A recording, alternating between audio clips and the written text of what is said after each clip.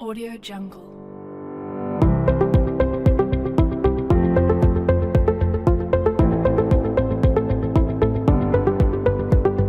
Audio Jungle. Audio Jungle.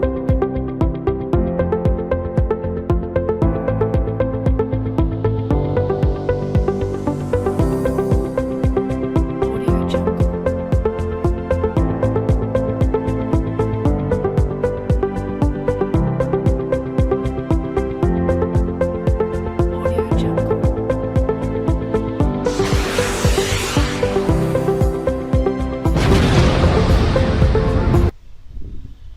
Assalamualaikum warahmatullahi wabarakatuh.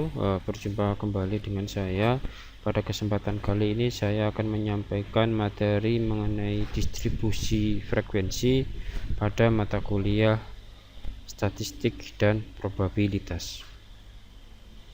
Definisinya, berarti data yang telah diperoleh dari suatu penelitian atau pengukuran itu masih berupa data yang acak, artinya nilainya itu tidak pasti, ya, sehingga nanti dapat dibuat menjadi data yang berkelompok yang telah disusun ke dalam kelas-kelas tertentu. Berarti nanti bisa disusun apakah berdasarkan nilainya atau berdasarkan urutan dari kecil ke besar atau kebalikannya.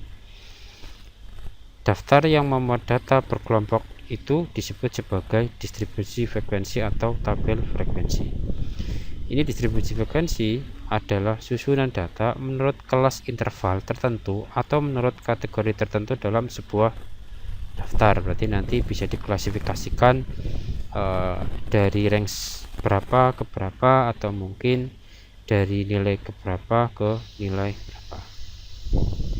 Penyusunan distribusi frekuensi. Jadi terdapat beberapa tahapan dalam penyusunan distribusi frekuensi. Yang pertama itu adalah menentukan jangkauan atau range dari data. Berarti nanti jangkauan dari data itu bisa data dari terbesar sampai dengan data yang terkecil. Tahapan yang kedua yaitu menentukan banyaknya kelas K dengan rumus Stargate, di mana K sama dengan 1 ditambah 3,3 log N, dengan K adalah banyaknya kelas dan N adalah banyaknya data. Tahapan ketiga adalah menentukan panjang interval kelas dengan rumus sebagai berikut, di mana I sama dengan K per R, dengan nilai I adalah panjang interval kelas, K adalah jumlah kelas, dan R adalah jangkauannya itu sendiri. Penyusunan distribusi frekuensi, langkah selanjutnya adalah menentukan batas bawah kelas pertama. Tapi bawah batas kelas pertama itu biasanya dipilih dari data yang terkecil atau data yang berasal dari pelebaran jangkauan, atau data yang lebih kecil dari data yang terkecil, dan selisihnya harus dikurangi dari panjang interval kelasnya. Tahap kelima adalah menuliskan frekuensi kelas di dalam kolom turun atau tali sistem turus, sesuai dengan banyaknya data itu berapa. Distribusi frekuensi data tunggal. Tabel distribusi data tunggal itu merupakan salah satu jenis tabel statistik yang di dalamnya disajikan frekuensi dari data yang tidak dikelompokkan. Sebagai contoh seperti ini, berarti nanti ini misalkan adalah nama-nama nilai dari perolehannya gitu, nilai kuliah, mata kuliah statistika dari 30, 40, 50 dan seterusnya sampai 90. Kemudian frekuensinya ini adalah jumlahnya, maksudnya adalah yang bernilai 30 itu jumlahnya ada 2, 40, ada 7 dan seterusnya. Sehingga di sini nanti totalnya adalah 30.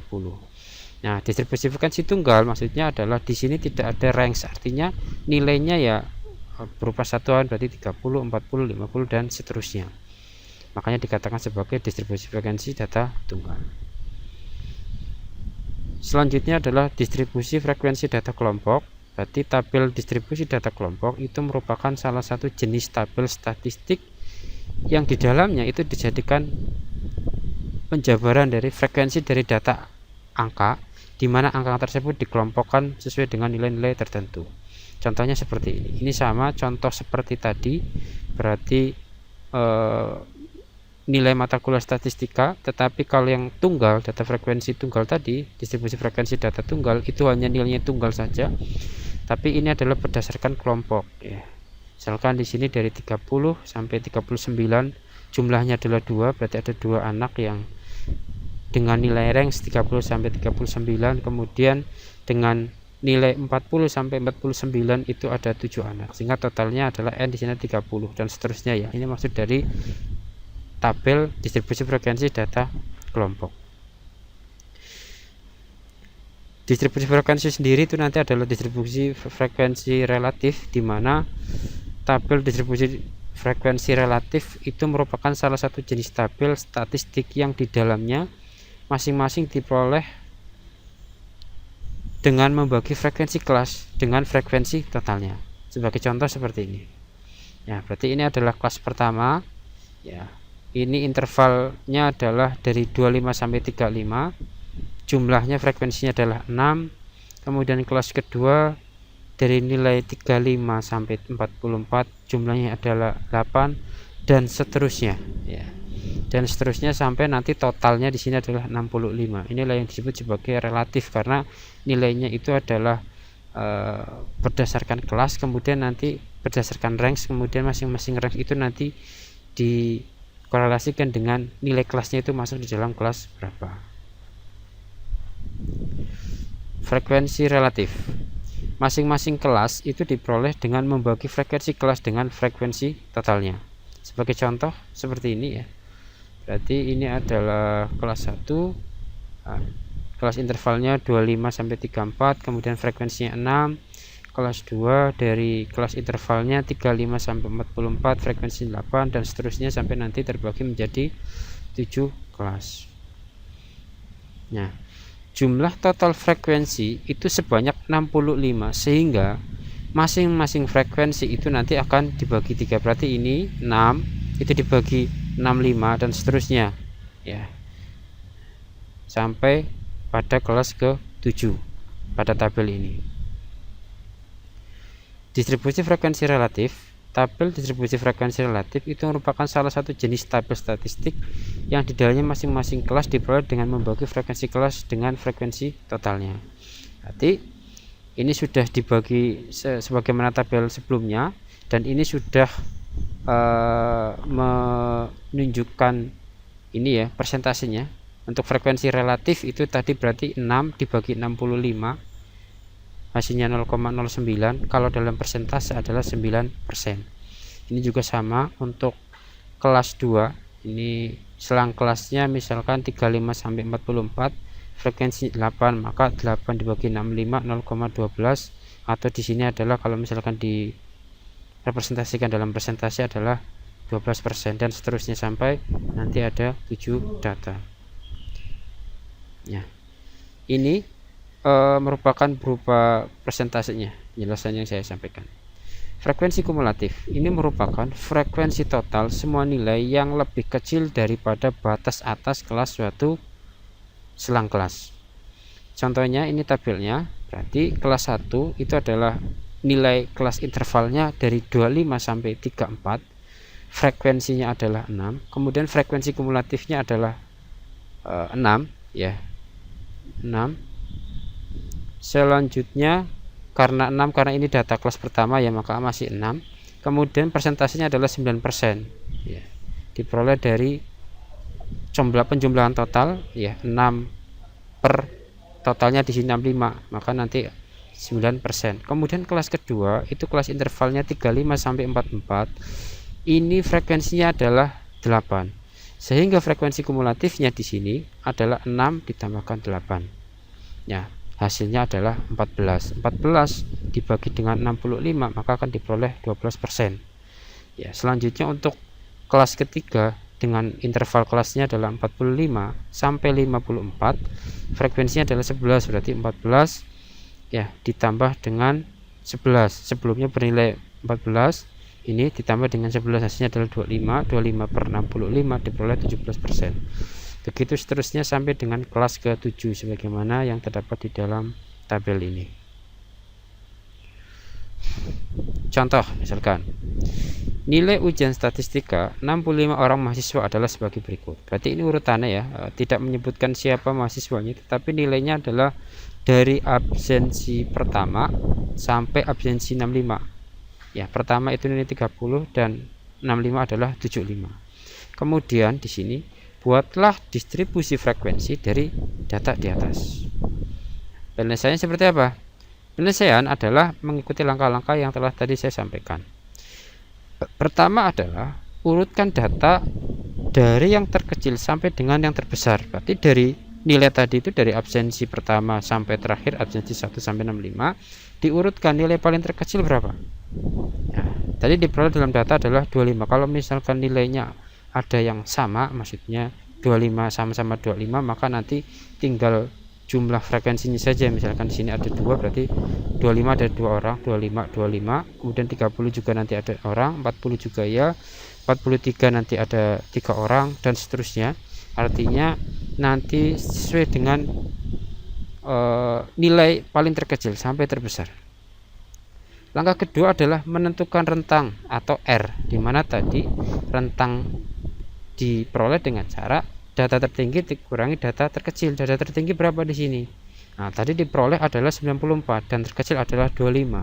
Maka nilai rentang yang intervalnya adalah 69. Langkah ketiga adalah menghitung jumlah kelas.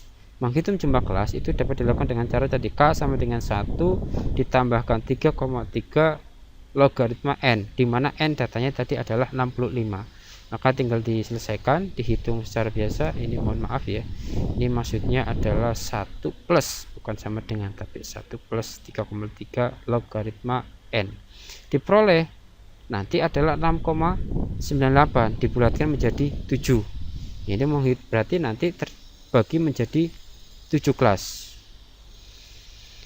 Langkah keempat adalah menghitung panjang kelas P, di mana panjang kelas dapat dicari dengan cara P sama dengan R per K.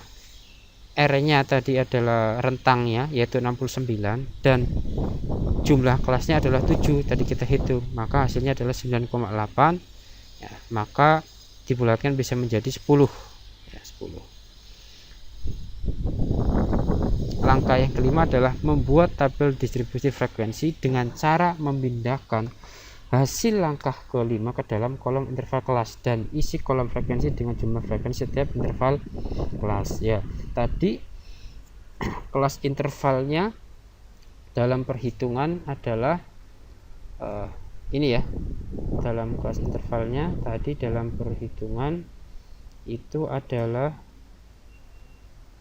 tadi untuk kelasnya ya, mohon maaf, kelasnya jumlah kelasnya adalah 7. Maka di sini dalam tabel berarti nanti ada 7 kelas. 1 2 3 4 5 6 7. Kemudian rentang intervalnya berapa? Dari perhitungan tadi, perhitungan rentang interval, langkah ke ini ya. Ini keempat di sini diperoleh adalah 10. Sehingga di sini dihitungkan 25 sampai 34, 35 sampai 44, 45 sampai 54. Dan seterusnya sampai nanti terbagi menjadi 7 kelas ya.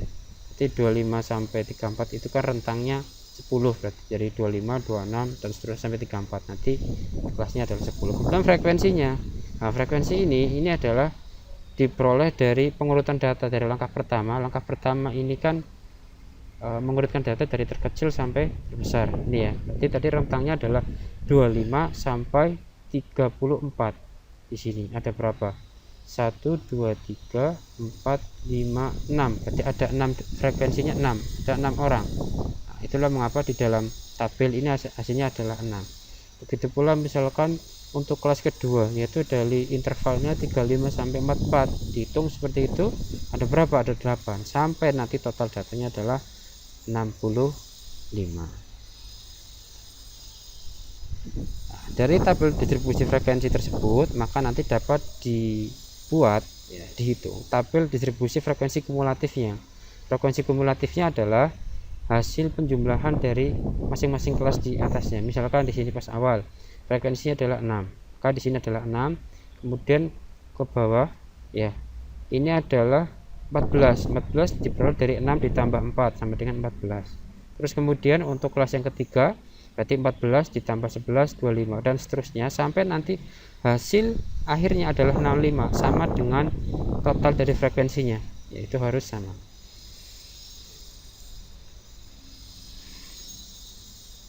Oke, kemudian dari tabel distribusi frekuensi kumulatif itu nanti dapat dihitung tabel distribusi relatifnya. Relatif itu nanti menggunakan persentase. Caranya adalah tinggal membagi hasil dari frekuensi ini dibagi dengan semua total jumlah data. Berarti 6 ya, 6 dibagi 65 0,09 atau 9%, kemudian 8 dibagi 65 12% dan seterusnya sampai nanti 9%. Berarti nanti totalnya di sini adalah 100%. Ya, demikian